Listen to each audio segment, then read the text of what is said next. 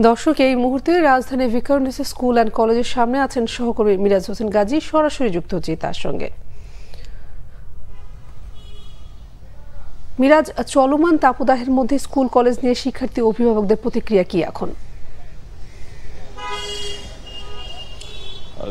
সুমি, আজ থেকে যেহেতু সারা দেশে শিক্ষা প্রতিষ্ঠানগুলো খুলেছে, অর্থাৎ এই যে তাপদাহের কারণে বা তীব্র এই তাপদাহের কারণে শিক্ষা প্রতিষ্ঠানগুলো যে খোলা এবং বন্ধ, এর মধ্যে আজকে যেহেতু শিক্ষা প্রতিষ্ঠানগুলো খুলেছে এবং সকাল শিফটে যে সকল শিক্ষার্থী এবং অভিভাবকরা তারা তাদের সন্তানদেরকে নিয়ে শিক্ষা প্রতিষ্ঠানে এসেছেন, বিশেষ করে ভিকারুননিসা স্কুল অ্যান্ড সামনে আমরা এই মুহূর্তে আছি এবং এখানে শিক্ষার্থী এবং অভিভাবকের সাথে কথা বলেছি আমরা। এখন এই মুহূর্তে আসলে যেহেতু সকালের দিকে তাপমাত্রা কিছুটা কম, তবে বেলা বাড়ার সাথে সাথে যেহেতু তাপমাত্রাও বাড়ে, সেই ক্ষেত্রে অভিভাবকদের উৎকণ্ঠাও কিন্তু বাড়ে। কারণ এই তীব্র গরমের কারণে সন্তানদের স্বাস্থ্যগত নিরাপত্তা বা গরমের কারণে সন্তানরা যেন স্বাস্থ্যগত কোনো ঝুঁকির মধ্যে না পড়ে, সেই বিষয়টি নিয়ে তাদের উদ্বেগ উৎকণ্ঠা রয়েছে। এবং তারা এই যে শিক্ষা প্রতিষ্ঠানগুলো খোলা বন্ধ করা, এই কারণে একদিকে যেমনি শিক্ষার্থীদের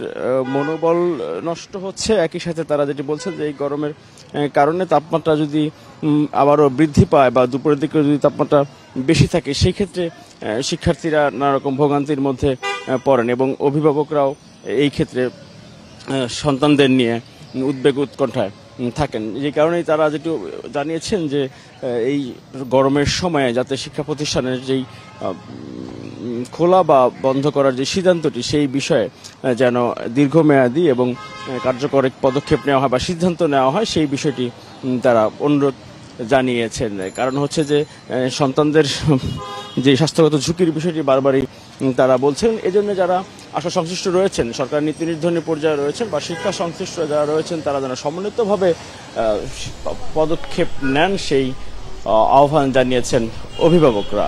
সুমি, এই ছিল আসলে আমার কাছে রাজধানীর স্কুল কলেজ খোলার এই সকালের সবশেষ পরিস্থিতি। সুমি। মিরাজ, আপনাকে ধন্যবাদ।